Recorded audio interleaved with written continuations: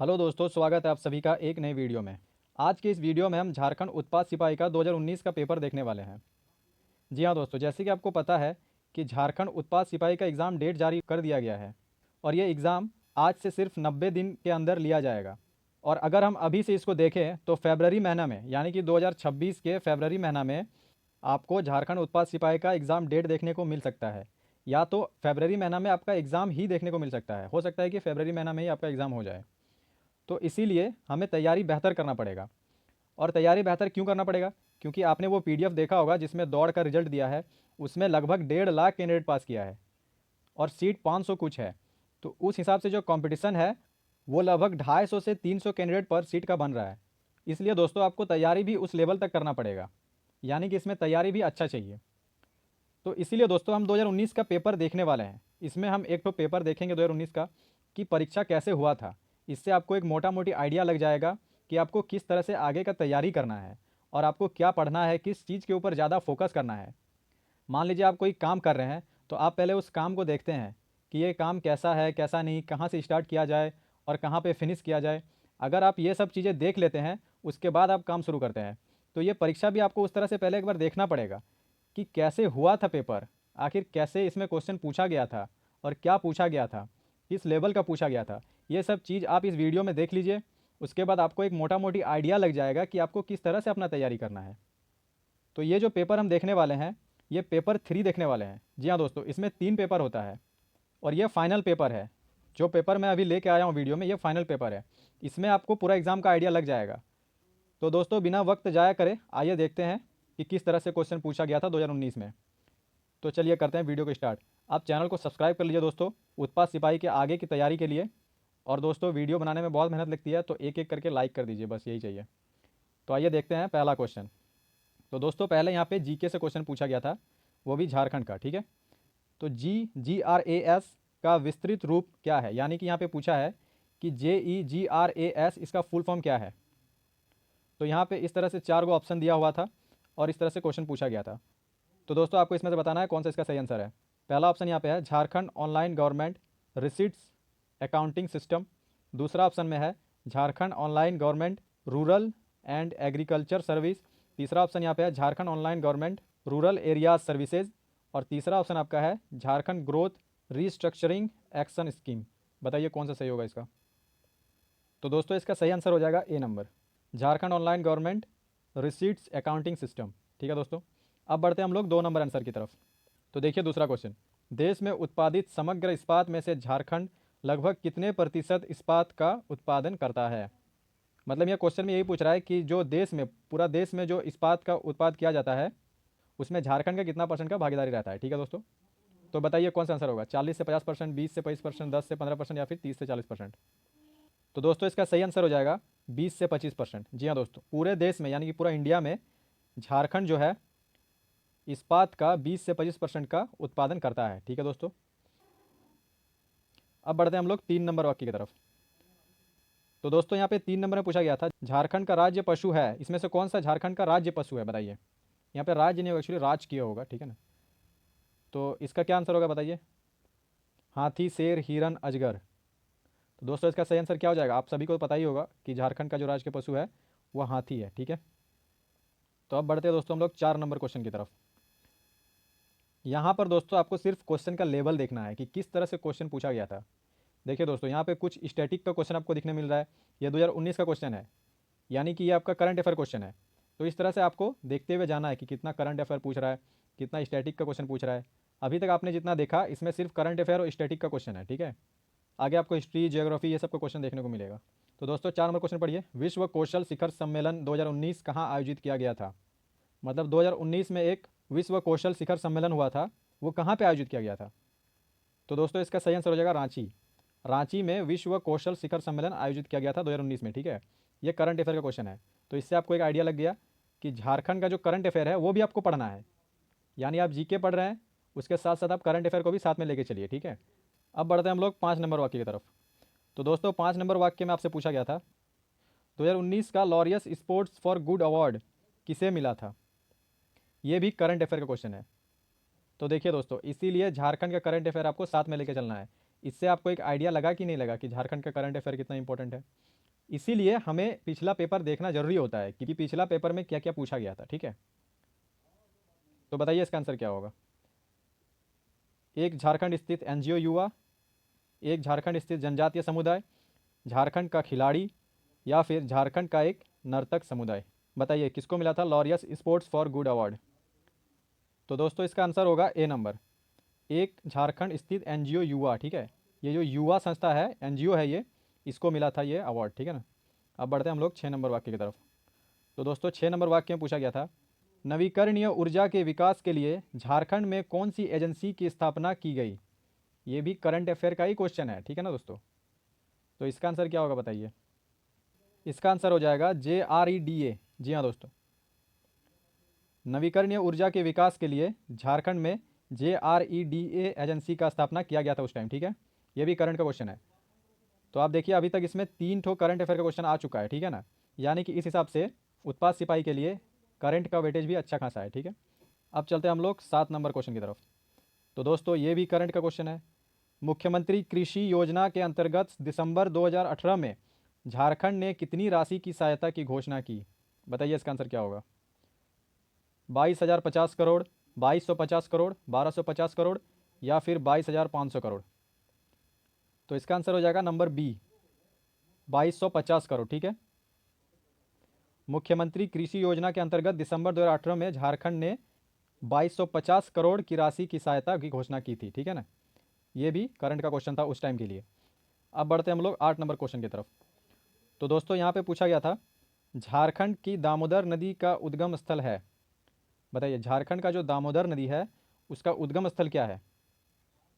तो बताइए इसका आंसर क्या होगा। गुप्त गंगा पर्वत, देवघर तिलकुट पर्वत, पद्मा हजारीबाग, या फिर लातेहार छोटा नागपुर पठार। तो दोस्तों इसका आंसर हो जाएगा लातेहार छोटा नागपुर पठार। जी हाँ दोस्तों, झारखंड की दामोदर नदी का उद्गम स्थल लातेहार छोटा नागपुर पठार है। अब बढ़ते हैं हम लोग 9 नंबर क्वेश्चन की तरफ। तो दोस्तों 9 नंबर क्वेश्चन में पूछा गया था, खिलाड़ियों को खेलों के अनुसार बेमेल जोड़े की पहचान करें।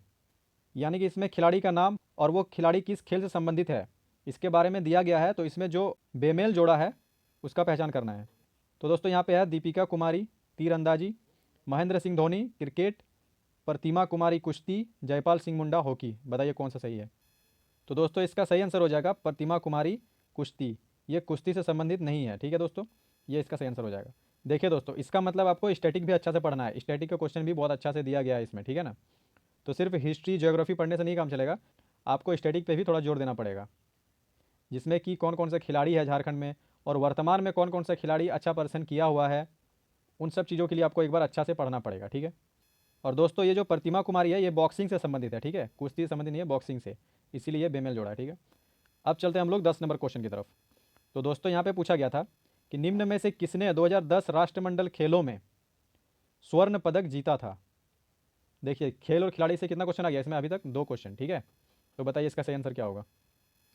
मिशाल बेंजामिन लकड़ा, दीपिका कुमारी, लक्ष्मी पाड़िया, या फिर प्रतिमा कुमारी।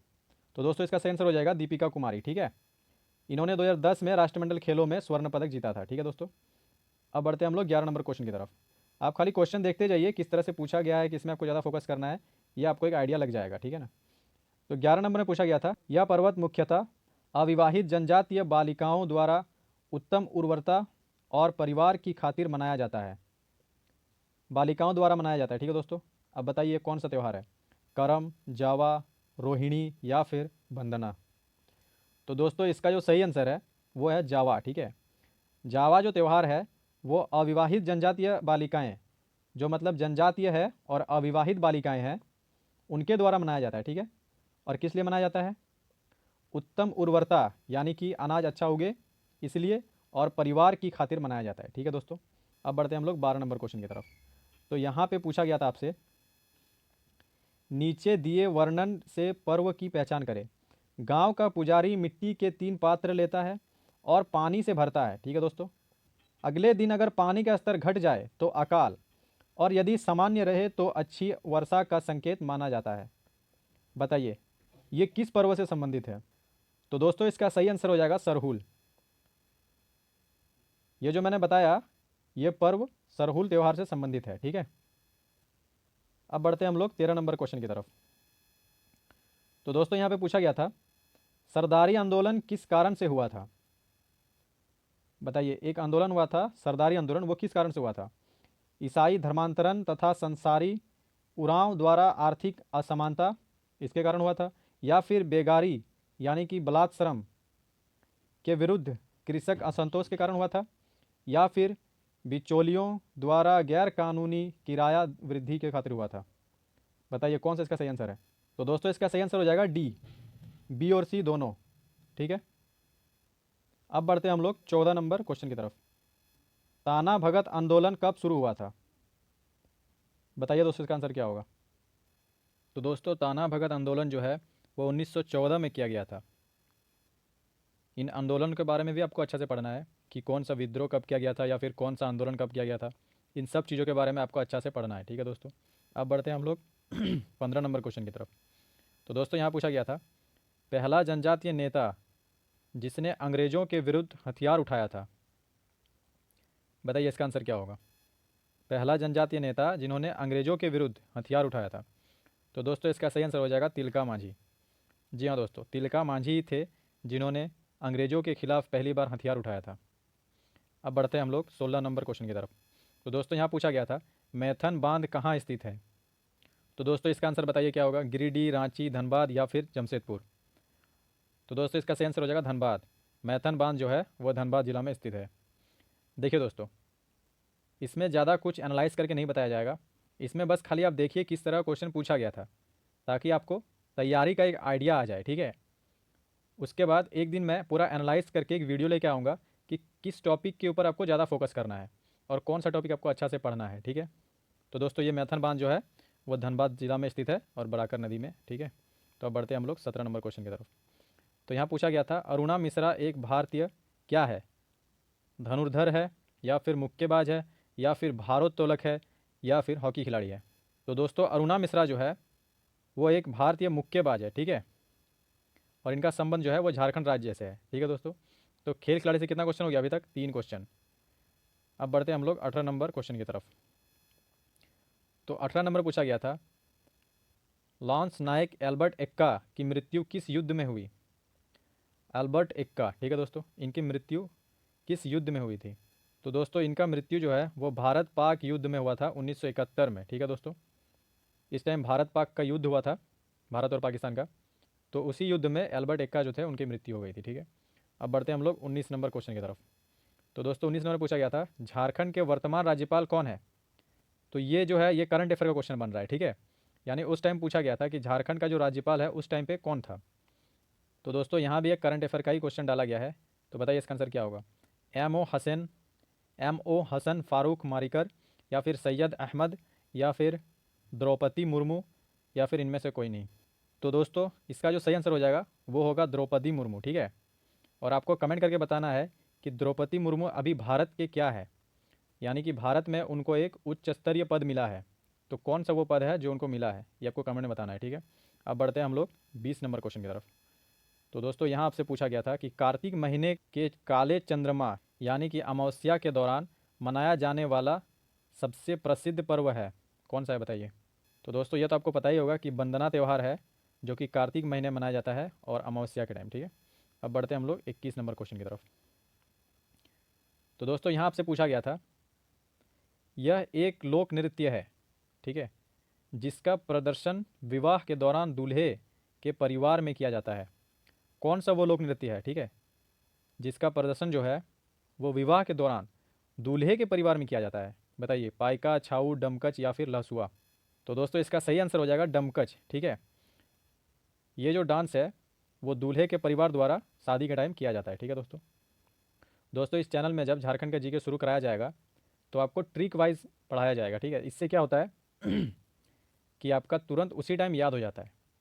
तो इसीलिए आप चैनल को सब्सक्राइब नहीं किए हैं तो सब्सक्राइब कर लीजिए और हम लोग अच्छा से उत्पाद सिपाही का तैयारी करेंगे। ठीक है दोस्तों, अब आप बताइए 22 नंबर क्वेश्चन का आंसर। निम्न में से कौन भारतीय आर्य भाषा नहीं है। तो दोस्तों इसका जो सही आंसर हो जाएगा वो होगा कौरव। बाकी ये आंगिका, नागपुरी, सादरी, ये सब जो है वो भारत के आर्य भाषा है। ठीक है, और कौरव जो है वो आर्य भाषा से संबंधित नहीं रखता है। तो अब बढ़ते हैं हम लोग 23 नंबर क्वेश्चन की तरफ। संथाली लिपि ओल चिकी, ठीक है, जैसे आपको पता ही है कि संथाली लिपि जो है वो क्या होता है, ओल चिकी का आविष्कार किसने किया था? बताइए, ये आपके लिए आसान होगा। बताइए इसका आंसर क्या होगा। पंडित रघुनाथ मुर्मू, व्योम केस चक्रवर्ती, डॉक्टर नारायण उरांव, या फिर फ्रांसिस एक्का। तो दोस्तों इसका सही आंसर हो जाएगा पंडित रघुनाथ मुर्मू। इन्होंने ही ओल चिकी का आविष्कार किया था, ठीक है दोस्तों, जो कि एक संथाली लिपि है। अब बढ़ते हैं हम लोग 24 नंबर क्वेश्चन की तरफ। देखिए दोस्तों, यहाँ पे जो मैं बता रहा हूँ उसको कोशिश कीजिए कि आपका याद भी हो जाए। हो सकता है कि प्रीवियस ईयर से भी एक दो क्वेश्चन दे उठा के, झारखंड है, कुछ भी हो सकता है। तो बताइए 24 नंबर का आंसर क्या होगा। अवरक की खदानें मुख्यतः किस जिले में पाई जाती है? गिरिडीह, कोडरमा, दुमका, या फिर ए और बी दोनों। कौन सा आंसर होगा बताइए। तो दोस्तों इसका सही आंसर जो है वो है ए और बी दोनों। गिरिडीह और कोडरमा, ये जो दोनों जिला है, इस क्षेत्र में अवरक की खदानें मुख्यतः पाई जाती है, ठीक है। अब चलते हैं हम लोग 25 नंबर क्वेश्चन की तरफ। तो यहाँ पे आपसे पूछा गया था कि 2011 जनगणना के अनुसार झारखंड का सबसे कम जनसंख्या वाला जिला कौन सा है? झारखंड का, ठीक है, 2011 का जो जनसंख्या है, देखिए दोस्तों 2011 जनसंख्या से भी क्वेश्चन है, यानी कि आपको 2011 का जो जनसंख्या हुआ था उसमें झारखंड में कौन सा ज़्यादा है, कौन सा कम है, कितना परसेंट है, ये सब चीज़ भी कवर करना है अच्छा से, ठीक है। हालांकि ये सब स्टैटिक के अंदर आता है, तो आपको ये सब कुछ अच्छा से कराया जाएगा, इसके लिए आपको फिक्र करने की जरूरत नहीं है। खाली आपको इतना करना है कि चैनल को एक सब्सक्राइब कर देना है, ठीक है, और वीडियो ज़्यादा से ज़्यादा लाइक कर देना है, ताकि मुझे भी थोड़ा मोटिवेशन मिले और मैं वीडियो जल्दी लेके आऊँ। तो दोस्तों इसका सही आंसर हो जाएगा लोहरदगा, ठीक है। लोहरदगा में सबसे कम जनसंख्या था 2011 जनगणना के अनुसार, ठीक है। अब बढ़ते हैं हम लोग 26 नंबर क्वेश्चन की तरफ। तो दोस्तों 26 में पूछा गया था बहुविम्य निर्धनता सूचकांक 2018 रिपोर्ट, यानी कि UNDP plus Oxford poverty and human development initiative के अनुसार झारखंड के बारे में क्या कहा गया? ये एक करंट का क्वेश्चन है, ठीक है, ये भी एक करंट अफेयर क्वेश्चन है, क्योंकि इसमें 2018 का जिक्र किया गया है और परीक्षा कब हुआ था, 2019 में। तो दोस्तों इसका जो सही आंसर है वो है बी नंबर। झारखंड ने अधिकतम विकास प्रदर्शित किया, यानी कि उस टाइम झारखंड में विकास स्तर बढ़ा था, ठीक है। लेकिन हमारे यहाँ जॉब का स्तर धड़ाधड़ घटता जा रहा है। अब देखते हैं 2026 में क्या होता है। तो दोस्तों 27 नंबर क्वेश्चन में आपसे पूछा गया था झारखंड की कृषि अर्थव्यवस्था की विशेषता है। बताइए झारखंड का जो कृषि अर्थव्यवस्था है उसकी क्या विशेषता है?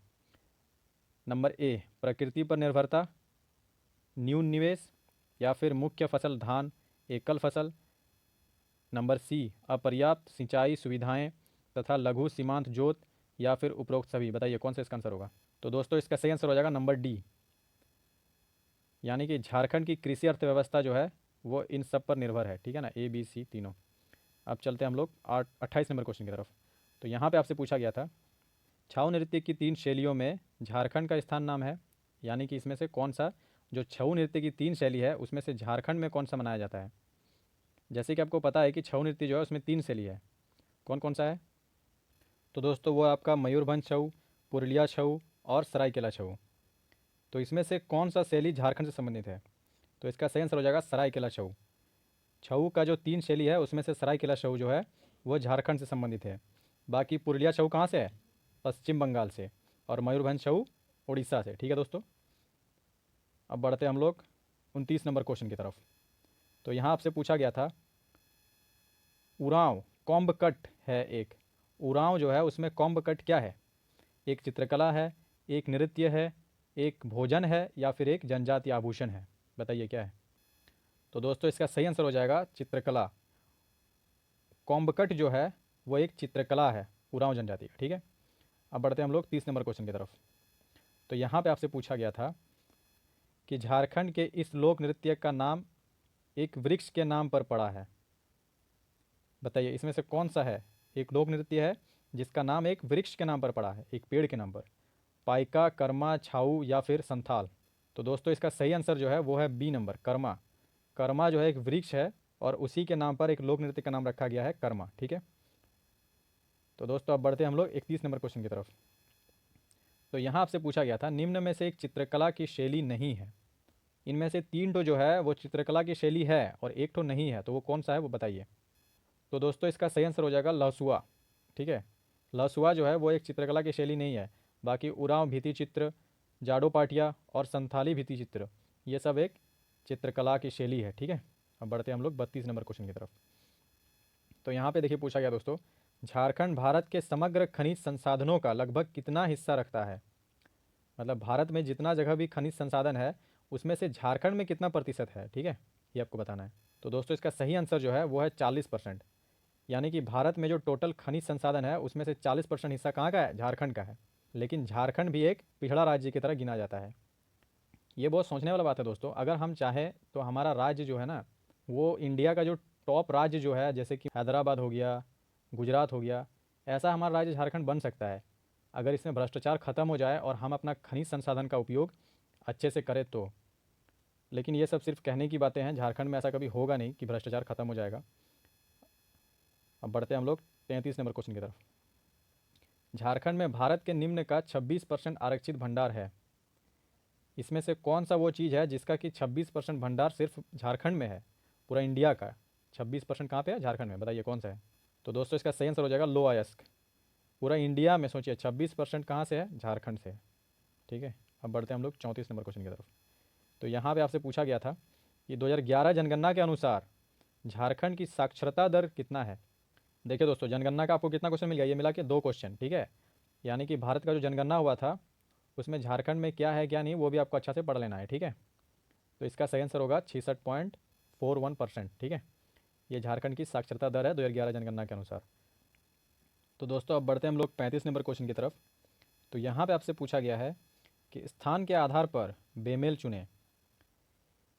यानी कि यहाँ पे कुछ जलप्रपात का नाम दिया गया है, इसमें से 3 जलप्रपात ऐसा है जो एक जगह से संबंधित है और एक जलप्रपात जो है वो अलग राज्य से संबंधित है। तो बताइए इसमें से कौन सा होगा। देखिए दोस्तों, दसम जलप्रपात ये कहाँ से है, रांची से है। ठीक है, उसके बाद आ गया आपका सदनी जलप्रपात, ये भी आपका रांची से है। जोन्हा जलप्रपात ये आपका गुमला ज़िले में पड़ता है। ठीक है, ये आपको कहाँ पड़ता है, गुमला ज़िले में। ठीक है दोस्तों, उसके बाद आता है पंचघाघ जलप्रपात, ये भी आपका रांची में पड़ता है। तो इसका सही आंसर क्या हो जाएगा, जोन्हा जलप्रपात, क्योंकि ये जो है गुमला ज़िला से संबंधित है। बाकी सारा जलप्रपात कहाँ से है, रांची से। ठीक है, अब बढ़ते हैं हम लोग 36 नंबर क्वेश्चन की तरफ। तो यहाँ आपसे पूछा गया है झारखंड उत्तर में किस राज्य से घिरा है। यानी कि झारखंड का जो मैप है उसमें उत्तर में कौन सा राज्य झारखंड से सटता है, ये आपको बताना है। तो दोस्तों इसका सही आंसर क्या हो जाएगा, बिहार। झारखंड का जो उत्तरी भाग है इस तरह से ऊपर वाला, इसमें जो है बिहार आता है। क्या आता है, बिहार। ठीक है, अब बढ़ते हैं हम लोग 37 नंबर क्वेश्चन की तरफ।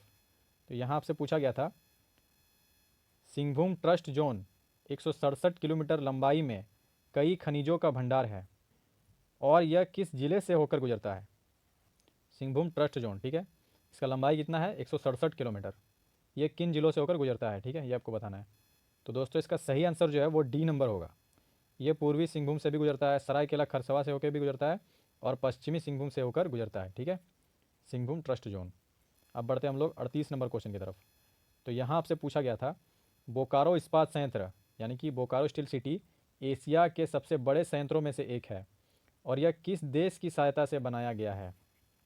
बताइए, सोवियत संघ, अमेरिका, जापान या जर्मनी। इसको आप रूस कह सकते हैं। ठीक है ना, सोवियत संघ, ये रूस एक ही है। तो दोस्तों इसका सही आंसर जो है वो हो जाएगा ए नंबर, सोवियत संघ। ठीक है, अब बढ़ते हैं हम लोग 39 नंबर क्वेश्चन की तरफ। यहाँ आपसे पूछा गया था नीलांबर पीताम्बर शाह किस जनजाति के नेता थे। नीलांबर पीताम्बर शाह किस जनजाति के नेता थे। बताइए, संथाल जनजाति के थे, खरवार जनजाति के थे या फिर शाबार जनजाति के थे। तो दोस्तों नीलांबर पीताम्बर जो थे वो खरवार जनजाति के नेता थे। ठीक है ना, जनजाति को एक बार ज़रूर अच्छा से पढ़ना है और विद्रोह को भी, किस नेता ने कौन सा विद्रोह किया था, कब किया था और उस विद्रोह के टाइम पे उसके दमनकर्ता कौन थे, इन सब चीज़ों को अच्छा से एकदम देखना है। ठीक है, इन सब चीज़ों से क्वेश्चन बनता ही है झारखंड के किसी भी एग्जाम में। पत्थर एवं बीड़ी उत्पादन के लिए प्रसिद्ध जिला कौन सा है, बताइए। ऑप्शन है आपका लोहरदगा, चतरा, पाकुड़, कोडरमा। इसका सही आंसर क्या हो जाएगा, पाकुड़। पत्थर एवं बीड़ी उत्पादन के लिए प्रसिद्ध जिला है पाकुड़। ठीक है, अब बढ़ते हैं हम लोग 41 नंबर क्वेश्चन की तरफ। यहाँ आपसे पूछा गया था लावालांग वन्य जीव अभ्यारण्य स्थित है कौन से जिले में स्थित है, देवघर, चतरा, बोकारो, गढ़वा। बताइए कौन से जिले से स्थित है। तो दोस्तों इसका सही आंसर हो जाएगा चतरा। लावालांग वन्य जीव अभ्यारण्य जो है वह चतरा जिला में स्थित है। ठीक है, आपको कमेंट में बताना है दोस्तों कि झारखंड में कितना वन्य जीव अभ्यारण्य है झारखंड में। ठीक है ना, अब बढ़ते हैं हम लोग 42 नंबर क्वेश्चन की तरफ। यहाँ आपसे पूछा गया था झारखंड निर्माण यानी कि 2000 के बाद राष्ट्रपति शासन कितनी बार लागू हुआ है? झारखंड में जो है राष्ट्रपति शासन झारखंड निर्माण के बाद कितनी बार लागू हुआ है? तो दोस्तों इसका सही आंसर हो जाएगा 3 बार। झारखंड में राष्ट्रपति शासन कितना बार लगा है? 3 बार। और पहला जो राष्ट्रपति शासन लगा था वो आपका 2009 में लगा था, ठीक है। उसके बाद 2010 में लगा और लास्ट वाला कब लगा? 2013 में, ठीक है दोस्तों। 3 बार झारखंड में राष्ट्रपति शासन लागू हो चुका है। अब बढ़ते हैं हम लोग 43 नंबर क्वेश्चन की तरफ। तो यहाँ आपसे पूछा गया था झारखंड का कृषि योग्य क्षेत्र कितना हेक्टेयर है, यानी झारखंड में कृषि करने लायक जो क्षेत्र है वो कितना है? तो इसका जो सही आंसर होगा वो 48 लाख हेक्टेयर ये झारखंड का कृषि करने के योग्य भूमि है, ठीक है। यानी झारखंड में कृषि करने के लिए भी अच्छा खासा भूमि है। झारखंड में कृषि का प्रदर्शन राष्ट्रीय औसत से बहुत उच्च, राष्ट्रीय औसत से बहुत निम्न, राष्ट्रीय औसत बराबर या फिर राष्ट्रीय औसत से थोड़ा ऊपर। यानी इसमें कहने का मतलब यही है कि इंडिया में सभी राज्यों को मिला करके जो कृषि उत्पादन का जो औसत है उससे झारखंड का जो कृषि प्रदर्शन है वो कितना है, वो कैसा है? तो इसका सही आंसर हो जाएगा राष्ट्रीय औसत से बहुत निम्न। यानी कि झारखंड में जो है राष्ट्रीय कृषि औसत की तुलना में बहुत ही कम कृषि का प्रदर्शन होता है, ठीक है। अब बढ़ते हैं हम लोग 45 नंबर क्वेश्चन की तरफ। यहाँ आपसे पूछा गया था नकदी फसल हेतु झारखंड में जोते हुए क्षेत्र का हिस्सा 15% है, 20% है, 10% है या फिर 5% है? तो इसका सही आंसर हो जाएगा 5%, ठीक है। और ये सब क्वेश्चन जो है ये ज्योग्राफी का क्वेश्चन है। तो इसमें आपको यही पता चल रहा है कि ज्योग्राफी से भी अच्छा खासा क्वेश्चन आपको देखने को मिलेगा झारखंड में। और ये क्यों मिलेगा देखने को? क्योंकि झारखंड जो है वो ज्योग्राफिकल बहुत ही अच्छा मतलब प्रदेश है। यहाँ पे खनिज उत्पादन भी अच्छा खासा मिलता है और इसीलिए यहाँ पर ज्योग्राफी से क्वेश्चन आपको देखने को मिलेगा ही, इसीलिए ज्योग्राफी को भी इसमें अच्छा से पढ़ना है। अब बढ़ते हैं हम लोग 46 नंबर क्वेश्चन की तरफ। तो 46 नंबर में पूछा गया था सीएम रघुवर दास की सौभाग्य योजना का उद्देश्य क्या था? देखिए दोस्तों ये एक करंट अफेयर क्वेश्चन हो गया, क्योंकि उस टाइम के जो सीएम थे वो रघुवर दास थे, ठीक है। तो उन्होंने एक योजना चलाया था सौभाग्य योजना। तो वो योजना किस चीज़ से संबंधित था? तो इसका आंसर हो जाएगा बिजली से। सौभाग्य योजना जो है वो बिजली से संबंधित था, ठीक है। इस योजना के तहत गांव गांव तक मतलब अच्छा से बिजली पहुंचाने का काम किया गया था। उसके बाद 47 नंबर में पूछा गया था लालकी घाटी यानी कि छुट्टू पालू घाटी कहाँ स्थित है? ये भी एक ज्योग्राफिकल क्वेश्चन हो गया और इसका सही आंसर जो है वो रामगढ़, ठीक है। लालकी घाटी कहाँ स्थित है? रामगढ़ में। अब बढ़ते हैं हम लोग 48 नंबर क्वेश्चन की तरफ। यहाँ आपसे पूछा गया है गलत जोड़ा चुने, यानी कि मंदिर का नाम दिया गया है और साथ ही जिला का नाम दिया गया है। तो इसमें से गलत जोड़ा कौन सा है? वैद्यनाथ मंदिर कहाँ है? देवघर में है, ये तो सबको पता है, ये सही है। उसके बाद हल्दी घाटी मंदिर गुमला में है, जगन्नाथ मंदिर रांची में है। तो इसमें जो बेमेल जोड़ा है वो क्या है? तपोवन, ठीक है। तो इसका सही आंसर क्या हो जाएगा? B number. अब बढ़ते हैं हम लोग 49 नंबर की तरफ। तो यहाँ आपसे पूछा गया था झारखंड का अभिलिखित वन क्षेत्र उसके कुल भौगोलिक क्षेत्र का कितना परसेंट है, बताइए। 18.59%, 29.61% या फिर नंबर सी 81.27% या फिर इनमें से कोई नहीं? तो इसका सही आंसर जो है वो 29.61% हो जाएगा। यानी कि झारखंड का जो है अभिलिखित वन क्षेत्र उसके भौगोलिक क्षेत्र का कुल कितना परसेंट है? 29.61%। इतना झारखंड में वन है, ठीक है दोस्तों। झारखंड में घूमने के लिए भी बहुत अच्छा अच्छा जगह है। अगर झारखंड का जो गवर्नमेंट है वो अगर यहाँ के पर्यटन स्थल पर मेहनत करेंगे ना तो यहाँ पर पर्यटन के ज़रिए भी अच्छा कमाई किया जा सकता है और नेतरहाट इसमें सबसे अच्छा विकल्प बनेगा। इन सब चीज़ों में झारखंड के गवर्नमेंट को ध्यान देना चाहिए। अब देखिए 50 नंबर क्वेश्चन। झारखंड में वन की कोटियाँ हैं, मतलब कि झारखंड में जो वन है वो किस कोटि की है? नंबर ए उष्ण कटिबंधीय आर्द्र पर्णपाती, नंबर बी उष्ण कटिबंधीय शुष्क पर्णपाती, नंबर सी उप उष्ण कटिबंधीय पर्वतीय वन या फिर नंबर डी ये सभी। तो दोस्तों इसका सही आंसर है नंबर डी। ये तीनों तरह का वन जो है वो झारखंड में पाया जाता है। अब बढ़ते हैं हम लोग 51 नंबर क्वेश्चन की तरफ। देखिए दोस्तों यहाँ से मैथ शुरू हो जाता है, ठीक है। यहाँ से क्या शुरू हो जाता है? मैथ। तो इसमें देखिए 204, 1190, 1445 का समापवर्तक पूछा गया, यानी कि एचसीएम निकालने के लिए बोला गया इसमें। तो देखिए दोस्तों ये दो तरह का से निकलता है। तो सबसे ईजी विधि जो है वो है भाग विधि। इसमें आपको क्या करना पड़ता है? 204 से जो है वो 1190 को भाग कीजिए, 204 से 1190 को, ठीक है। देखिए दोस्तों ये 5 बार में जाएगा तो 5 बार में कितना होगा? 0 2 और 5 दूनी 10 इतना होगा, ठीक है। तो 0 9 में से 2 गया 7 और यहाँ पे कितना बचा 1, यानी कि 170 बच रहा है, ठीक है। अब क्या करना है आपको, 170 से फिर 204 को भाग करना है। 170 से कितना को 204 को, ठीक है। तो ये कितना बार में जाएगा, एक बार में जाएगा, 170 170। अब कितना बचा 4 और 10 में 7 गया 3, 34 बचा। अब फिर 34 से 170 को भाग करना है तो 5 बार में जाएगा। 5 बार में कितना होता है 170। तो यहाँ पे किससे कटा, 34 से कटा। अब फिर 34 से आपको 1445 को भाग करना है, यानी कि 34 भागा 1445, ठीक है। ये देखिए ये 4 बार में जाएगा, 4 4 16 का 6, हाथ मेरा 1, 4 तिया 12 और 1 13, और यहाँ पे कितना बचा 85, ठीक है। अब फिर ये 2 बार में जाएगा, यहाँ 68 होगा, तो कितना बचेगा, रुकिए मैं इसको थोड़ा मिटा देता हूँ। देखिए यहाँ पर जो है 34 दूनी 68, ठीक है ना। तो अब इसको घटाइए, 15 में से 8 गया 7, 7 में 6 गया 1, 17। यहाँ पे 17 बच रहा है। अब इस 17 से 34 को भाग करना है, तो 17 दूनी 34, यानी कि सब आपका कट गया। अब कितना से कटा 17 से, तो इसका सही आंसर जो है वो 17 हो जाएगा, ठीक है। इस तरह से HCM निकाला जाता है, ठीक है ना। HCM इसको बोलते हैं मॉसो, ठीक है दोस्तों, क्या बोलते हैं मॉसो, और एक होता है लॉसो, ठीक है। तो इस तरह से आप निकाल सकते हैं। अब दूसरा 52 नंबर में पूछा गया था, ऐसी संख्या जिसके पाँचवें हिस्से में 4 की वृद्धि किए जाने पर वह संख्या उसके चौथे हिस्से के 10 घट जाने के बराबर रह जाती है। यानी कि वो कोई संख्या मानना है आपको, वो संख्या मान लेना है x, ठीक है। इसके पाँचवें हिस्से, पाँचवें हिस्से मतलब क्या 1/5, पाँचवा हिस्सा यही हुआ ना 1/5 में 4 की वृद्धि किए जाने पर, में 4 की वृद्धि किए जाने पर, जैसा जैसे बोल रहा है वैसे लिखते जाना, ठीक है। वह संख्या उसके पाँचवें हिस्से के 10 घट जाने के बराबर रह जाती है।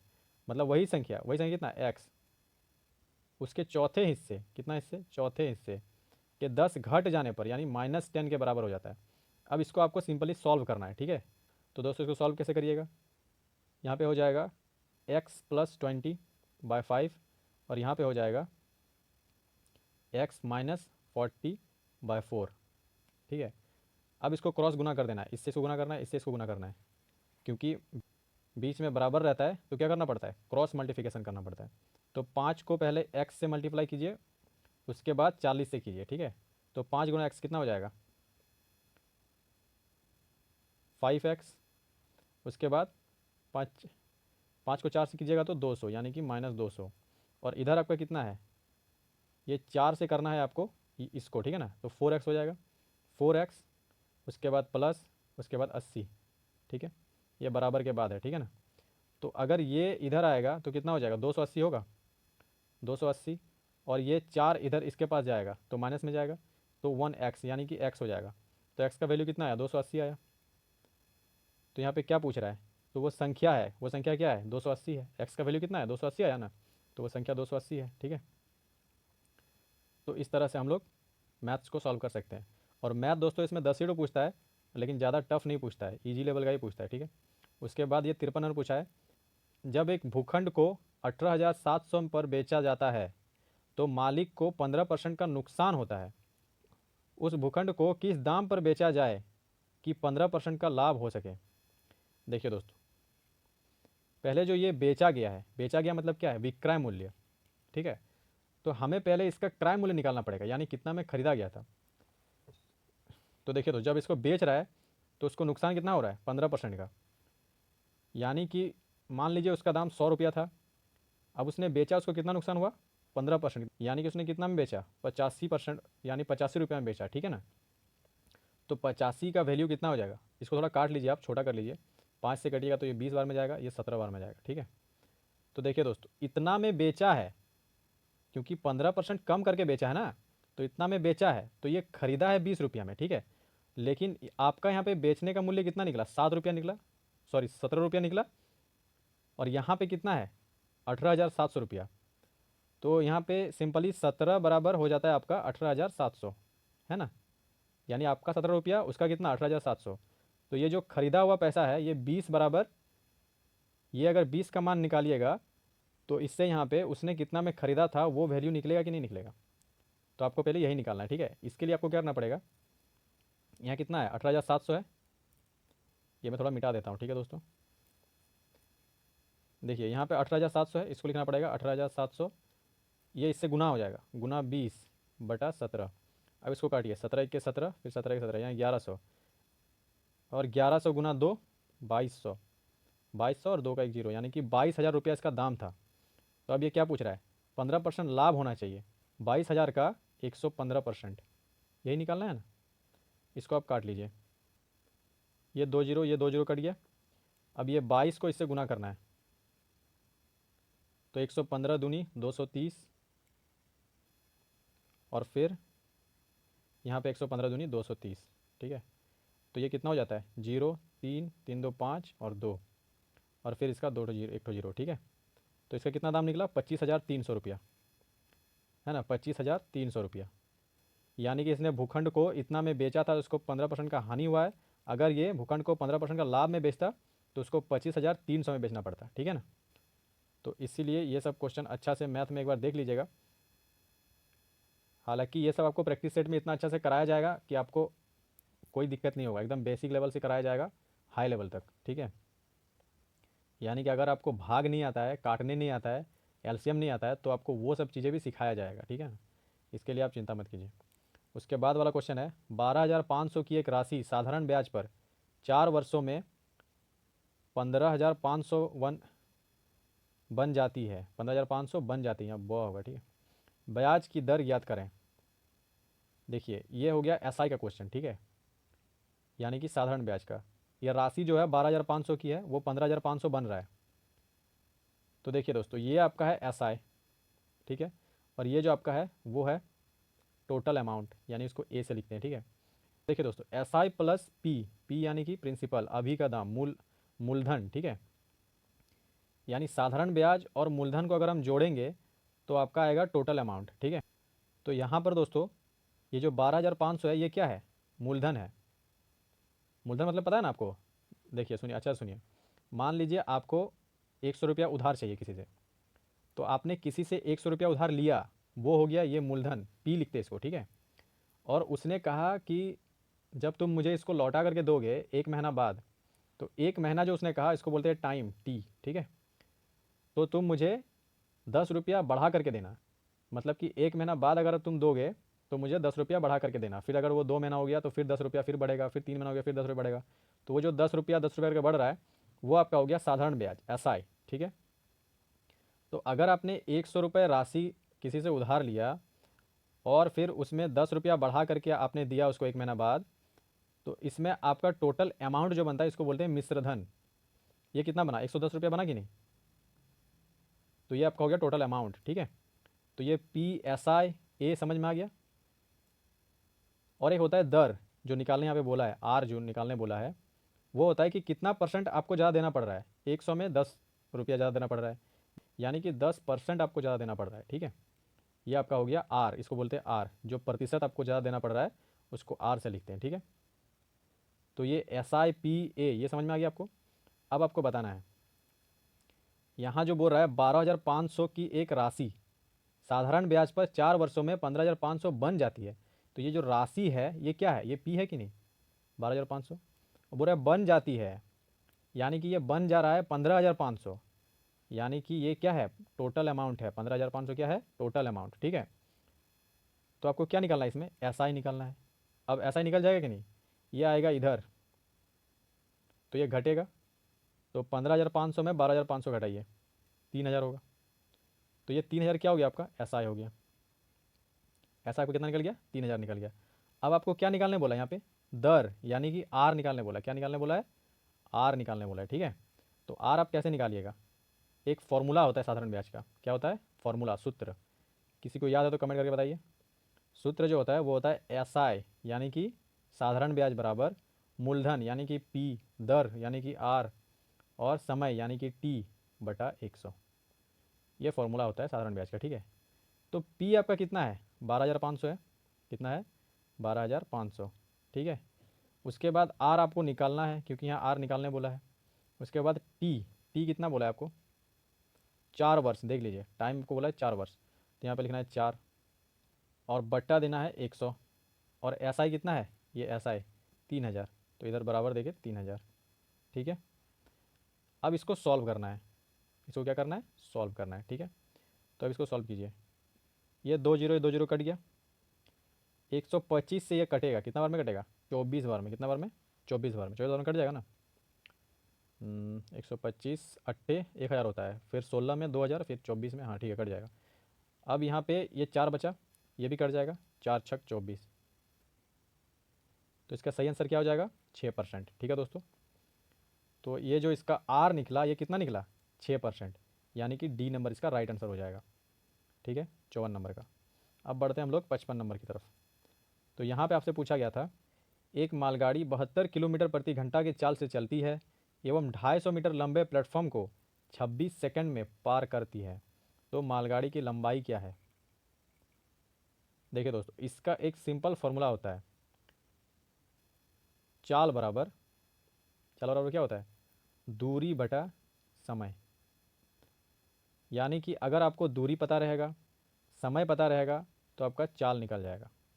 ठीक है, या फिर आपको चाल रहेगा पता, समय पता रहेगा तो दूरी निकल जाएगा, या तो दूरी पता रहेगा, समय पता चाल पता रहेगा तो आपका समय निकल जाएगा। ठीक है ना, तो आपको चाल बराबर दूरी बड़ा समय, ये आपको याद रखना है।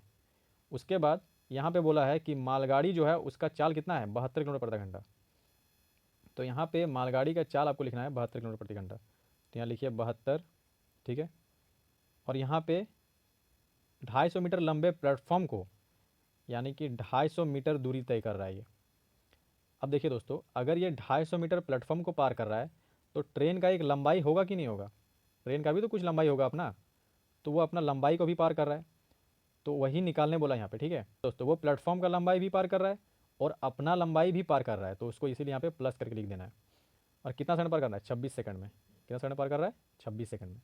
अब देखिए दोस्तों, ये आपका सेकंड में दिया हुआ है, ये आपका मीटर में दिया हुआ है, लेकिन ये आपका किलोमीटर में दिया हुआ है, तो चलेगा?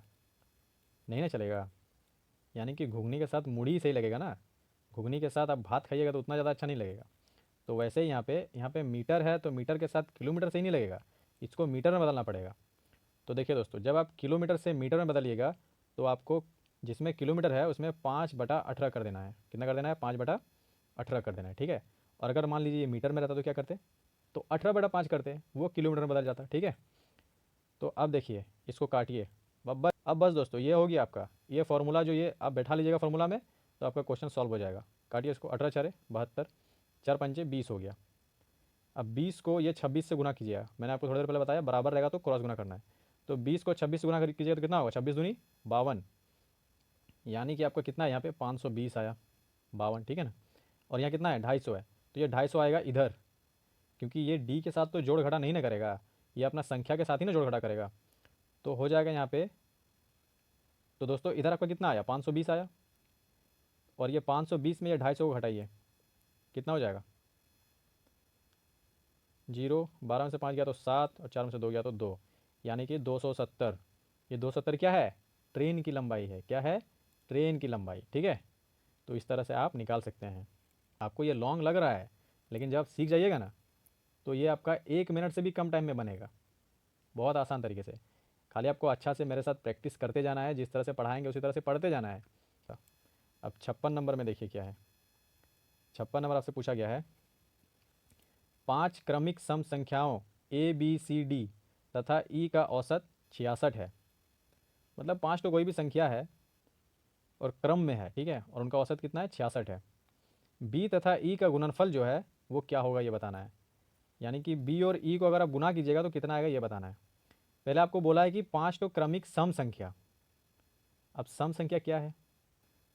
तो दोस्तों सम संख्या जो है वो 2 से शुरू होता है, यानी सबसे छोटा सम संख्या 2, फिर 4, फिर 6, फिर 8, फिर 10, इस तरह से बढ़ता है। ठीक है, अब आप देखिए, ये 2 से जो 4 हुआ तो कितना बढ़ा? 2 बढ़ा। फिर 4 से 6 हुआ कितना बढ़ा? 2 बढ़ा। फिर 6 से 8 हुआ तो 2 बढ़ा। फिर 8 से 10 हुआ तो 2 बढ़ा।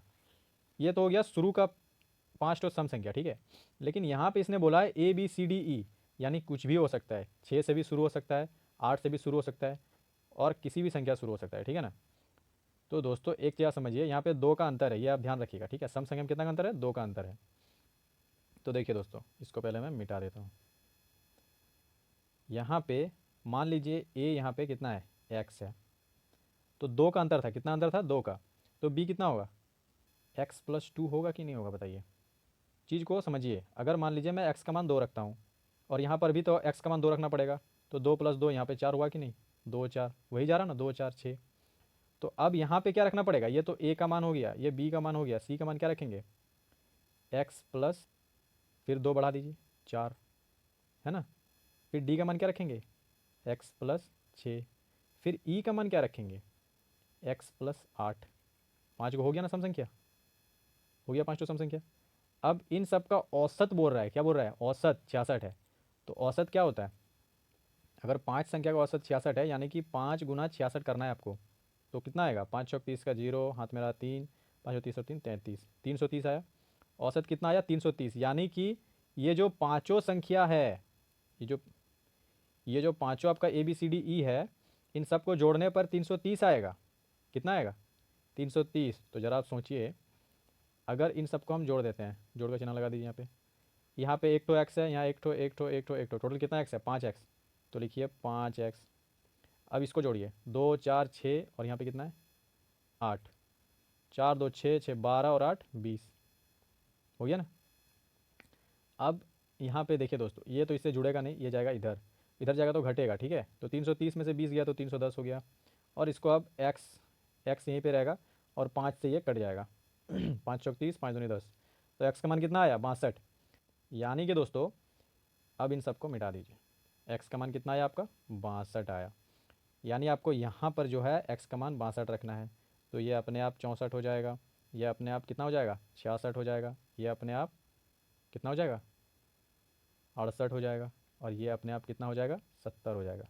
तो यहाँ किसको किसको गुना करने बोला है, बी और ई को। तो बी आपका कितना है, 64, ई आपका कितना है, 70। गुना कीजिए, गुना भाग में आप स्पीड कीजिए, ठीक है। डायरेक्ट यहाँ पे 7 को 4 गुना कीजिए, 7 4 28 का 8, हाथ मेरा 2, 7 चौक 42 और 2 44, और एक तो जीरो इसका बच गया, तो यहाँ लगा दीजिए 4480। 4480 ये आपका सही आंसर हो गया। तो दोस्तों इतना अच्छा से आपको समझाया जाएगा ना मैथ में कि आप एक भी क्वेश्चन गलती नहीं कीजिएगा। तो दोस्तों आगे हम बढ़ते हैं 57 नंबर क्वेश्चन की तरफ। और चैनल को आप तो सब्सक्राइब कर लीजिए और वीडियो को एक लाइक कर दीजिए यार। ये क्वेश्चन को आप अच्छा से पढ़िए। 35 महिलाएं एक कार्य को 12 दिन में कर सकती है, उसी कार्य को 21 दिन में पूरा करने के लिए कितनी महिलाओं की ज़रूरत होगी। यह तो बहुत आसान क्वेश्चन दोस्तों। देखिए 35 महिलाएं 12 दिन काम करती है तो एक काम पूरा हो जाता है, यानी कि 35 महिलाएं जो है वो 12 दिन काम करेगी तो वो काम पूरा हो जाएगा। तो वो काम क्या है, तो इसको गुना कीजिए। तो 12 पंचे 60 का जीरो, हाथ मेरा 6, 12 36 और 6 42, 420। यानी टोटल काम कितना है, 420 है, ठीक है।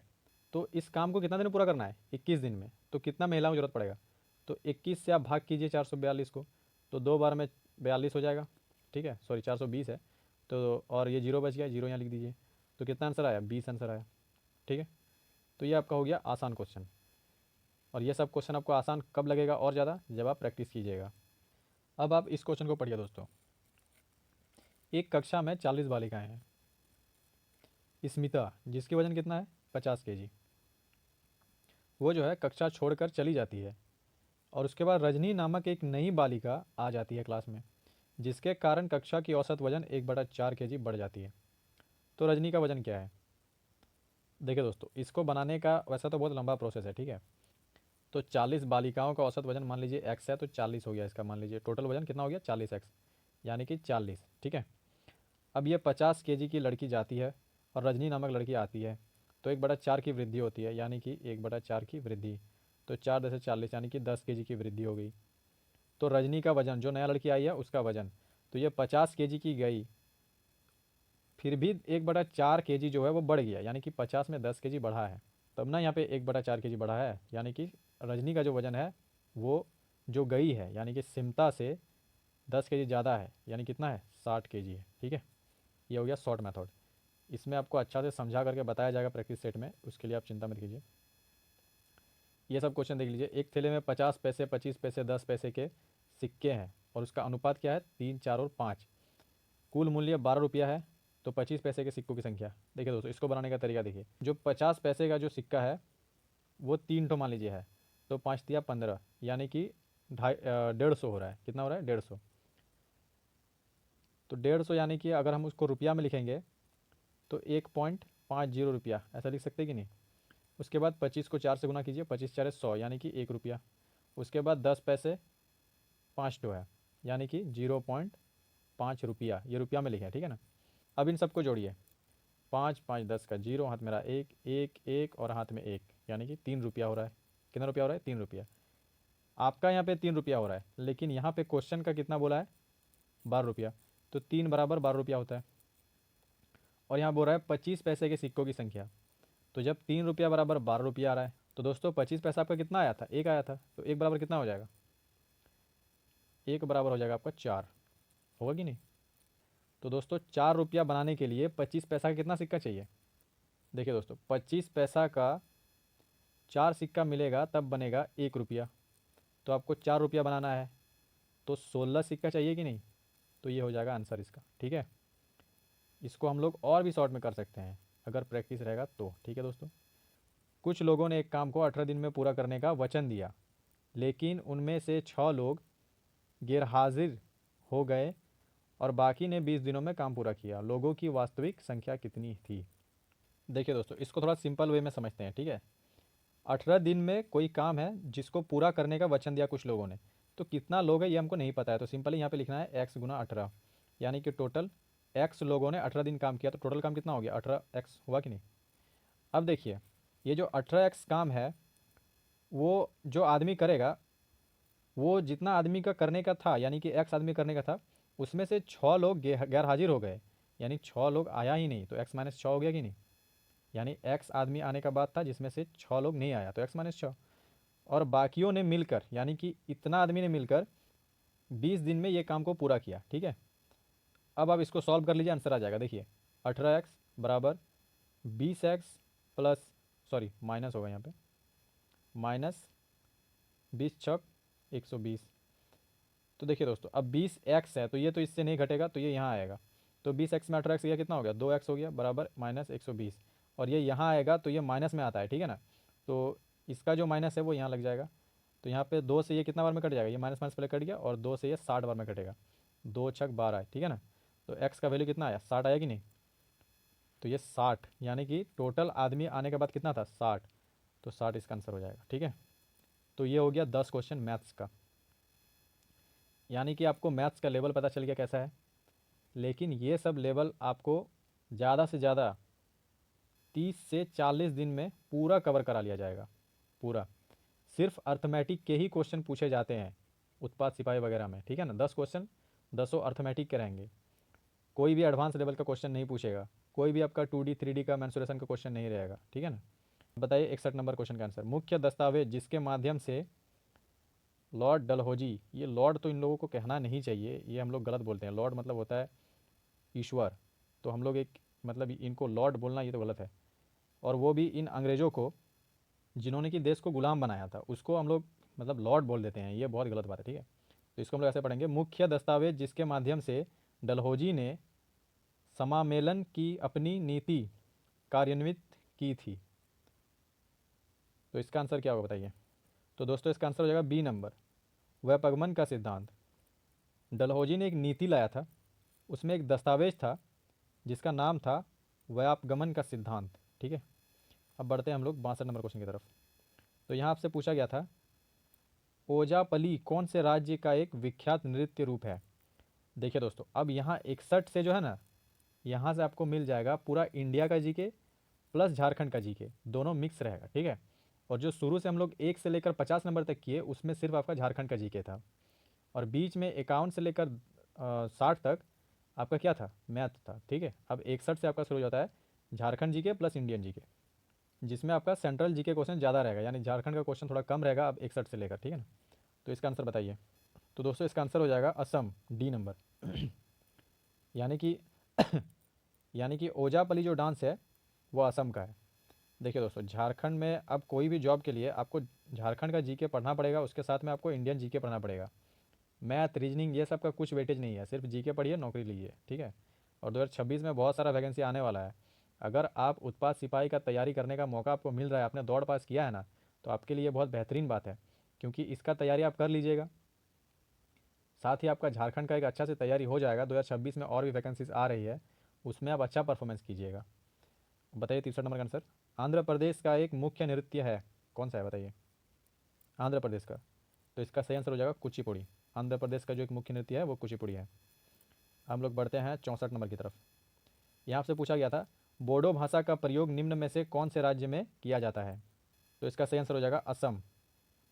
दोस्तों यहाँ से हम थोड़ा स्पीड करते हैं, ठीक है, क्योंकि वीडियो बहुत लंबा जा रहा है। तो बोडो भाषा का जो प्रयोग है वो असम में किया जाता है, ठीक है। अब बढ़ते हैं हम लोग 65 नंबर की तरफ। आप सिर्फ क्वेश्चन का लेवल देखिए कि किस तरह से क्वेश्चन पूछा गया था, उस तरह से आपका आगे की तैयारी कराया जाएगा, इसीलिए यहाँ पे क्वेश्चन का लेवल दिखाया जा रहा है आपको, ठीक है। पंचायत चुनाव देखिए दोस्तों, 65 नंबर, पंचायत चुनाव कराने का निर्णय किसके द्वारा लिया जाता है? मतलब पंचायत का जो चुनाव होता है वो किसके द्वारा लिया जाता है? जिला अधिकारी, केंद्र सरकार, राज्य सरकार, या फिर इनमें से कोई नहीं? तो दोस्तों इसका सही आंसर हो जाएगा राज्य सरकार, ठीक है। अब बढ़ते हैं हम लोग 66 नंबर क्वेश्चन की तरफ। तो यहाँ आपसे पूछा गया था निम्न में से किसे जनवरी 2019 में भारत रत्न पुरस्कार प्रदान किया गया है? करंट अफेयर क्वेश्चन है, ठीक है ना। 2019 में भारत रत्न किसको मिला था बताइए? तो इसका सही आंसर हो जाएगा प्रणब मुखर्जी, इनको भारत रत्न दिया गया था, ठीक है ना, 2019 में। अब बढ़ते हैं हम लोग 67 नंबर क्वेश्चन की तरफ। इसको आपको मिलान करना है सूची 1 को सूची 2 से। ये खेल संबंधी प्रश्न है, ठीक है ना। इसको मैं हटा देता हूँ। बताइए, थॉमस कप किस खेल से संबंधित है? फीफा कप किस खेल से संबंधित है? आगा खां कप किस खेल से संबंधित है? डेविस कप और इजरा कप। थॉमस कप जो है वो आपका हो जाएगा बैडमिंटन से, ठीक है। फीफा तो आपको पता है, ये हो जाएगा फुटबॉल, फीफा फुटबॉल में जाएगा। आगा खां कप ये किसका हो जाएगा? हॉकी का या लॉन टेनिस का? तो दोस्तों आगा खां कप हो जाएगा हॉकी का। और इसके बाद डेविस कप ये आपका हो जाएगा लॉन टेनिस का। उसके बाद इजरा कप ये आपका हो जाएगा पोलो का। यानी ए का 5, उसके बाद बी का 1, ए का 5, बी का 1, सी का 4, डी का 3 और ई का 2। कौन सा ऑप्शन सही होगा इसका? डी नंबर, ए का 5, बी का 1, सी का 4, डी का 3 और ई का 2, ठीक है। तो इस तरह से आपको कुछ क्वेश्चन देखने को मिल सकते हैं। और अभी जो है इस तरह क्वेश्चन का वेटेज ज़्यादा है, ये जो मिलान करने वाला क्वेश्चन जो आपको मैंने बताया, इस तरह क्वेश्चन का वेटेज थोड़ा ज़्यादा है। अब के एग्ज़ाम्स में ये सब क्वेश्चन ही पूछे जाते हैं ज़्यादातर, ठीक है। भारत सरकार द्वारा प्रदत्त सर्वोच्च वीरता पुरस्कार कौन सा है? बताइए, इसमें से कौन सा ऐसा पुरस्कार है जो भारत सरकार का जो भारत सरकार द्वारा वीरता के लिए, इसके लिए वीरता के लिए सबसे सर्वोच्च पुरस्कार के तौर पर दिया जाता है? तो इसका सही आंसर हो जाएगा बी नंबर, परमवीर चक्र, ठीक है। ये वीरता का सबसे सर्वोच्च पुरस्कार है। अब देखिए, अगस्त क्रांति दिवस यानी कि भारत छोड़ो आंदोलन के दौरान 76वीं वर्षगांठ भारत में 2018 को आयोजित की गई थी। किस तारीख को आयोजित की गई थी ये आपको बताना है, ठीक है। जो जो अगस्त क्रांति दिवस है वो किस तारीख को मनाया जाता है? तो इसका सही आंसर हो जाएगा ए नंबर, 8 अगस्त, ठीक है। अब बढ़ते हैं हम लोग 70 नंबर क्वेश्चन की तरफ। निम्न में से कौन सा यात्री गुप्त काल के दौरान भारत आया था? इसका सही आंसर हो जाएगा फाइयान। ये जो गुप्त काल जिस वक्त चल रहा था वो भारत आए थे। और ये कहाँ के यात्री थे ये आप कमेंट करके बताइए। अब आ जाइए 71 नंबर क्वेश्चन की तरफ। तो यहाँ आपसे पूछा गया है भारतीय संविधान के अनुच्छेद 370 से संबंधित सही कथन कौन सा है? लीजिए, अनुच्छेद से भी क्वेश्चन आपका आ गया है। बहुत अच्छा से ये क्वेश्चन बनाया गया है, यानी कि आपको स्टैटिक में भी बहुत अच्छा से दिया गया है, हिस्ट्री का भी ध्यान रखा गया है, करंट अफेयर का भी, सब कुछ एकदम मिला के बहुत अच्छा क्वेश्चन बनाया गया है। तो इसका सही आंसर हो जाएगा सी नंबर, जम्मू एवं कश्मीर को विशेष दर्जा, ये अनुच्छेद 370 में है, ठीक है। अब 72 नंबर की तरफ बढ़ते हैं हम लोग। यहाँ आपसे पूछा गया है कि ग्राम पंचायत का सदस्य बनने की न्यूनतम आयु क्या है? तो दोस्तों इसका सही आंसर हो जाएगा बी नंबर, 21 वर्ष। 21 वर्ष की आयु में आप ग्राम पंचायत की सदस्यता ले सकते हैं, ठीक है। उसके बाद 73 नंबर, ये आपका हो गया साइंस क्वेश्चन, ठीक है। ओजोन परत निम्न को प्रतिबंधित करती है। ओजोन परत जो है वो पैराबैग्निक किरणों को क्या करता है? प्रतिबंधित करता है। ये अगर डायरेक्ट हमारे शरीर में पहुंच जाए तो इससे एक कैंसर भी हो सकता है, ठीक है। और भी बहुत सारा बीमारी इससे होता है। और ये जो ओजोन परत है वो धीरे धीरे क्या होता है? पतला होता जाता है। क्यों होता है? क्योंकि हम लोग जो एसी फ्रिज वगैरह यूज करते हैं उससे एक गैस निकलता है उसके कारण, ठीक है। अब देखिए 74 नंबर, सरदार सरोवर बांध किस नदी पर बना है? सरदार सरोवर बांध जो है वो नर्मदा नदी पर बना है, ठीक है। 75 नंबर की तरफ चलिए। यहाँ आपसे पूछा गया निम्न में से कौन सा एक क्षेत्र के जलवायु का महत्वपूर्ण कारक नहीं है? मतलब इसमें जलवायु के लिए महत्वपूर्ण कारक नहीं है, बताइए कौन सा? देखिए, अक्षांश तो होगा ही, ऊंचाई भी होगा और समुद्र से दूरी भी होगी, ठीक है, जलवायु के लिए। लेकिन देशांतर से कोई मतलब नहीं जलवायु का, ठीक है। अब बढ़ते हैं हम लोग 76 नंबर की तरफ। यहाँ से पूछा गया है चंद्रमा की अवस्थाएं किसके कारण होती है? तो इसका सही आंसर क्या होगा? चंद्रमा की परिक्रमा के कारण। यानी कि चंद्रमा जो हमारे पृथ्वी का ऐसा चक्कर लगाती है उसका कारण उसका अवस्था क्या होता है? बदलते रहता है, ठीक है ना। और अब बताइए 77 नंबर का आंसर। किस अनुच्छेद के तहत राष्ट्रपति आपातकाल घोषित कर सकते हैं? तो इसका सही आंसर हो जाएगा अनुच्छेद एक। तो इसका सही आंसर हो जाएगा ए नंबर 352। अनुच्छेद 352 में क्या है? राष्ट्रपति द्वारा आपातकाल घोषित करने का विधि। ठीक है। 78 नंबर, यहाँ आपसे पूछा गया है भारत में कोयले के भंडार अधिकांशतः कहाँ स्थित है? मतलब ज़्यादातर कोयला किस घाटी में स्थित है? सोन घाटी, महानदी घाटी, दामोदर घाटी या फिर गोदावरी घाटी? तो इसका सही आंसर हो जाएगा दामोदर घाटी। ठीक है। ज़्यादातर कोयला कहाँ स्थित है? दामोदर घाटी में। निम्न में से किन नदियों का उद्गम बिंदु लगभग एक ही है? मतलब दोनों नदी जो है वो एक ही बिंदु से होकर निकलती है। तो दोस्तों इसका सही आंसर हो जाएगा डी नंबर, ब्रह्मपुत्र और सरयू। ये दोनों नदी जो है इनका उद्गम स्थल एक ही है। ठीक है। क्वेश्चन का लेवल आप देखिए, नदी ये सब आपको अच्छा से एकदम पढ़ना है, इंडिया का भी और झारखंड का भी। ठीक है ना। समान वर्षा वाले स्थानों को जोड़ने वाली रेखाएं क्या कहलाती है? यानी कि समान वर्षा वाले स्थानों को जोड़ती है, ये एक रेखा है, वो आपको इंडियन मैप में देखने को मिलेगा। ठीक है। तो वो जो रेखा है वो क्या कहलाती है? वो रेखा आइसोहाइट कहलाती है। ठीक है ना। अब बढ़ते हैं हम लोग 81 नंबर क्वेश्चन की तरफ। यहाँ भी सूची 1 को सूची 2 से मिलाना है। ठीक है ना। ये देख लीजिए, मैं थोड़ा जूम आउट कर देता हूँ। कलिंग युद्ध, ये जो कलिंग युद्ध है वो अशोक एवं कलिंग से संबंधित है। और ये जो पानीपत का प्रथम युद्ध है वो राणा प्रताप और अकबर के बीच हुआ था। सॉरी, इब्राहिम लोदी एवं बाबर के बीच हुआ था। ठीक है ना। ये जो हल्दी घाटी का युद्ध है ये हुआ था राणा प्रताप और अकबर के बीच। और ये जो उसके बाद ये जो खानखा का युद्ध है वो बाबर और राणा संगा के बीच हुआ था। ठीक है ना। यानी कि इसका आंसर क्या हो जाएगा? A3B1। ठीक है, A3B1 ये बी नंबर हो जाएगा। ठीक है दोस्तों। अब बढ़ते हैं हम लोग 82 नंबर क्वेश्चन की तरफ। तो यहाँ पे भी मिलान करना ही है। ठीक है ना। नहीं, यहाँ पे बोला है निम्नलिखित वंशों को उनके कालक्रम के अनुसार व्यवस्थित करें। मतलब कौन सा वंश पहले आया था, उसके बाद कौन सा, इस तरह से। तो इसका सही आंसर क्या होगा? देखिए दोस्तों, पहले क्या आया था, ये इसमें से दास वंश ये पहले आया था। उसके बाद आया था आपका खिलजी वंश। ठीक है, सी डी ये वाला होगा सही, CDBA। हाँ ठीक है। उसके बाद आया था आपका तुगलक वंश और उसके बाद आया था लोधी वंश। ठीक है ना। इस तरह से वंशों के कालक्रम को भी आपको याद करना है। ठीक है। उसके बाद 83 नंबर, हमारे देश के कुल भूमि क्षेत्रफल का वन क्षेत्र है लगभग कितना %? मतलब हमारे देश का जो कुल भूमि है उसमें से वन क्षेत्र, जंगल वगैरह कितना % है? तो इसका सही आंसर जो है वो 22%। ठीक है। मतलब इंडिया का जो कुल भूमि है उसका 22% क्या है? जंगल है। अब बढ़ते हैं हम लोग 84 नंबर की तरफ।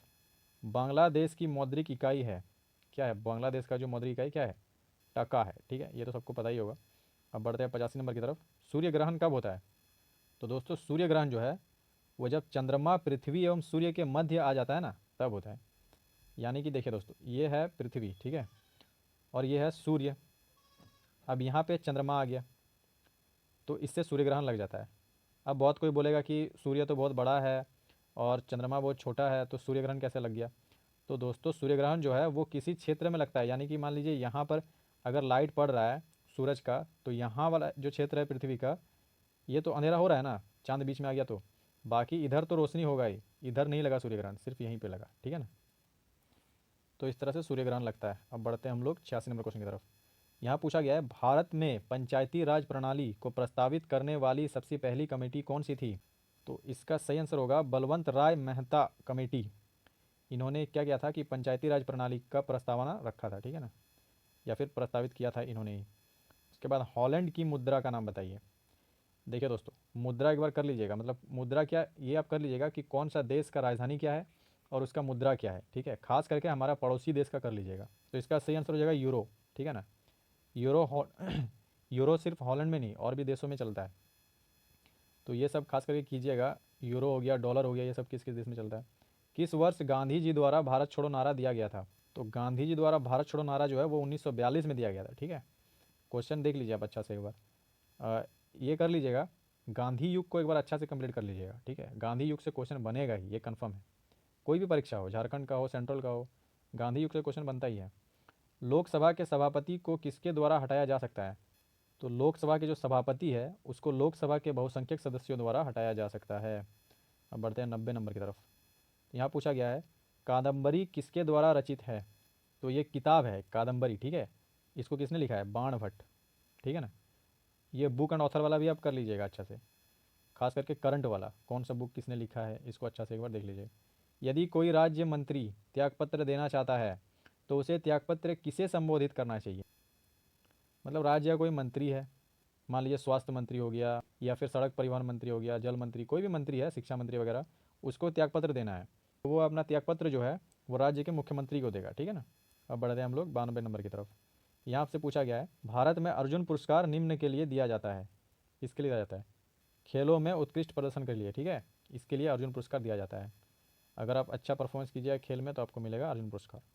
बिहू निम्न का एक लोक पर्व है। बिहू कहाँ का है बताइए? असम का, ठीक है। ये डांस वाला कर लीजिएगा, फोक डांस, ठीक है ना, ये सब अच्छा से कर लीजिएगा। उसके बाद संगीत वगैरह भी अच्छा से कर लीजिएगा, पर्व कर लीजिएगा, कौन सा पर्व किस राज्य का है, ये सब स्टैटिक के अंदर ही आता है, तो स्टैटिक को अच्छा से कवर हालांकि कराया जाएगा आपको।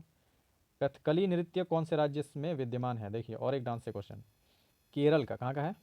केरल का। और कथक कहाँ का है? कमेंट बताइए। राज्य सूची 1 और उनके राजधानी सूची 2 से संबंधित है। राज्य राजधानी इस क्वेश्चन पूछा, लीजिए बताइए इसका आंसर आप लोग कमेंट कीजिए। चलिए, छत्तीसगढ़ का राजधानी क्या है? रायपुर।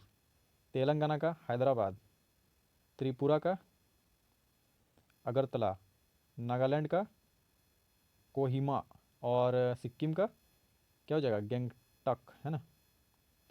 तो इसका सही आंसर क्या हो जाएगा? डी नंबर, ठीक है दोस्तों। अब बढ़ते हैं हम लोग 96 नंबर की तरफ।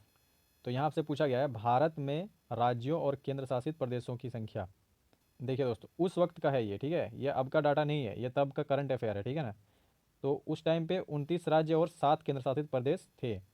अभी कितना है ये आप कमेंट करके बताइए। अभी हमारा राज्य कितना है और हमारा केंद्र शासित प्रदेश यानी कि यूटी कितना है, ये आपको बताना है कमेंट करके। ये सब चीज़ें तो बेसिक है, ये आपको पता रहना भी चाहिए। भारत में सर्वोच्च नागरिक पुरस्कार कौन सा है? इससे पहले हमने क्या पढ़ा था? वीरता का सर्वोच्च पुरस्कार, इसमें है नागरिक का सर्वोच्च पुरस्कार, ठीक है, बताइए कौन सा है। तो इसका सेंस हो जाएगा भारत रत्न। भारत रत्न जो है वो वीरता का सर्वोच्च नागरिक पुरस्कार है। अब 98 नंबर देखिए, समाचार पत्रों के अनुसार भारत सरकार ने अपनी समुद्री सेनाओं के लिए MRMRS खरीदने की को सहमति दी है। ये MRMRS क्या है? ये देखिए दोस्तों, ये भी एक करंट अफेयर का क्वेश्चन है, ठीक है। और इसका सही आंसर हो जाएगा युद्धपोत। ये जो MRMRS है उस टाइम खरीदा गया था, ये युद्धपोत था, ठीक है ना। अब देखिए 99 नंबर, मुगल साम्राज्य की राजधानी किसने आगरा से दिल्ली स्थानांतरित की थी? पहले राजधानी क्या था? आगरा में। उसके बाद दिल्ली किसने स्थानांतरित किया? शाहजहां ने, ठीक है ना। इन्होंने साम्राज्य का जो दिल्ली से, सॉरी, आगरा से दिल्ली स्थानांतरित किया था, ठीक है। 100 नंबर, राज्यसभा निम्न द्वारा भंग की जा सकती है। राज्यसभा जो है वो किसके द्वारा भंग किया जा सकता है? तो दोस्तों ये एक मज़ेदार ट्रिकी क्वेश्चन पूछा गया था और इसका आंसर होगा इनमें से कोई नहीं।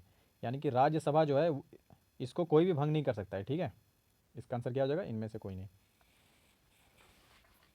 तो दोस्तों ये हो जाते हैं 100 प्रश्न कंप्लीट, ठीक है। अब हम लोग बढ़ते हैं 101 नंबर की तरफ। तो यहाँ आपसे पूछा गया था, टोटल 120 क्वेश्चन है, ठीक है दोस्तों, और 20 क्वेश्चन है, बस इतना ही है। प्रकाश संश्लेषण में कौन सा ऊर्जा रूपांतरित होता है? तो दोस्तों इसका सही आंसर हो जाएगा प्रकाश ऊर्जा से रासायनिक ऊर्जा, ठीक है। प्रकाश संश्लेषण के दौरान प्रकाश ऊर्जा से रासायनिक ऊर्जा को में स्थानांतरित होता है। चेचक के लिए टीके का आविष्कार किसने किया था? एडवर्ड जेनर, ठीक है। अब बढ़ते हैं हम लोग 103 नंबर की तरफ। निम्न में से कौन से पदार्थ को तापित करने पर प्लास्टर ऑफ पेरिस प्राप्त किया जा सकता है? ये सब साइंस के क्वेश्चन है, ठीक है दोस्तों। तो इसका आंसर हो जाएगा जिप्सम। जिप्सम को अगर आप गर्म कीजिएगा तो वो प्लास्टर ऑफ पेरिस में बदल जाएगा, ठीक है ना। अब 104 नंबर की तरफ जाते हैं। रतौंधी किसकी कमी से होती है? विटामिन ए की कमी से रतौंधी होती है, ठीक है। तो दोस्तों इन सब के लिए ये जो कुछ साइंस के क्वेश्चन पूछे जाते हैं, इसके लिए आपको ज़्यादा कुछ नहीं पढ़ना है। आपको 4 से 5 इसी तरह का प्रैक्टिस सेट करा दिया जाएगा साइंस के लिए स्पेशल। बस आपको वही कर लेना है, आपको पूरा साइंस पढ़ने की कोई ज़रूरत नहीं है। इलेक्ट्रॉन की खोज किसने की थी? तो इलेक्ट्रॉन की जो खोज है वो जे थॉमसन ने किया था, ठीक है ना। अब बढ़ते हैं हम लोग 106 की तरफ। तो यहाँ आपसे पूछा गया है, निम्न में से कौन ऊर्जा का एक नवीकरणीय रूप नहीं है? तो तरंग ऊर्जा ये भी एक नवीकरणीय रूप है, भूतापीय ऊर्जा भी है और ज्वारीय ऊर्जा भी है। तो इसका सही आंसर हो जाएगा तापीय विद्युत संयंत्र। ये एक नवीकरणीय रूप नहीं है ऊर्जा का, ठीक है, इसको नया फिर से नहीं किया सकता है। CFC अथवा क्लोरोफ्लोरोकार्बन के के निरंतर प्रयोग के फल स्वरूप निम्न में से कौन सा खतरा उत्पन्न हो रहा है? ओजोन परत का निःशेषण हो रहा है। ठीक है, यही मैं आपको बताया था कि जो फ्रिज और एसी वगैरह हम लोग ज़्यादा यूज करते हैं, इससे क्या हो रहा है कि ओजोन परत जो है वो पतला हो रहा है धीरे धीरे। ठीक है, और इससे क्या होगा, पराबैंगनी किरणें जो है वो डायरेक्ट हमारे धरती तक आएगी, जिससे हमें एक स्किन कैंसर होता है वो होने का चांसेस बढ़ जाएगा, और भी बहुत सारी बीमारी होगी। तो दोस्तों इसीलिए हमें ओजोन परत को भी रक्षा करना चाहिए। अब 108 नंबर देखिए, प्रतिध्वनि निम्न कारण से उत्पन्न होती है। तो दोस्तों प्रतिध्वनि जो है वो परावर्तन के कारण उत्पन्न होती है। प्रतिध्वनि मतलब क्या होता है? मान लीजिए आप एक हॉल में है, ठीक है, और आप यहाँ पे चिल्ला रहे हैं, तो आपका आवाज़ इधर से इधर से इधर से गूंजेगा, यही होता है प्रतिध्वनि। ठीक है, वसा के संचयन के लिए निम्न में से कौन सा ऊतक जिम्मेदार है? तो दोस्तों वसा के संचयन के लिए वसा ऊतक जिम्मेदार है। ठीक है ना। अब बढ़ते 110 नंबर की तरफ। निम्न में से कौन रोगों से लड़ने के लिए जिम्मेदार है? तो दोस्तों WBC यानी कि वाइट ब्लड सेल, श्वेत रक्त कोशिकाएं, ये हमारे शरीर में रोगों से लड़ने के लिए सहायता करता है। ठीक है, अब बढ़ते हैं हम लोग 111 की तरफ। विद्युत धारा कैसा है मात्रक?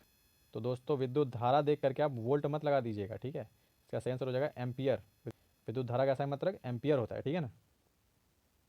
वोल्ट किसका होता है? विद्युत विभवांतर कैसा है मात्रक होता है? वोल्ट। ठीक है, अब बढ़ते हैं हम लोग 112 नंबर की तरफ। तारों के टिमटिमाने के घटनाक्रम को निम्न में से कौन सा तारों के टिमटिमाने के घटनाक्रम को निम्न में से कौन व्याख्या करता है? तो दोस्तों वायुमंडलीय अपवर्तन, अपवर्तन के कारण क्या होता है? तारों का टिमटिमाना दिखाई पड़ता है। लोहे या इस्पात की वस्तुओं का जंग लगने से रक्षा करने के लिए जस्ते का प्रयोग कहलाता है, क्या कहलाता है? यशद लेपन। क्या कहलाता है? यशद लेपन। यानी कि लोहा जो है उसमें जंग लगता है, तो उससे बचाव के लिए क्या करते हैं हम लोग? जिंक का एक परत चढ़ाते हैं, जस्ते का। ठीक है ना, उसको बोलते हैं यशद लेपन, कोटिंग। निम्न में से कौन एक ग्रीन हाउस गैस नहीं है? देखिए दोस्तों, मीथेन, जलवाष्प, नाइट्रस नाइट्रस ऑक्साइड, ये सब क्या है?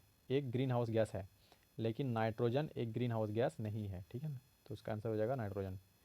कारों में तय की गई दूरी मापने के लिए निम्न में से किसका प्रयोग किया जाता है? ओडोमीटर। किसका प्रयोग किया जाता है? ओडोमीटर। ठीक है, अब बढ़ते 116 नंबर की तरफ।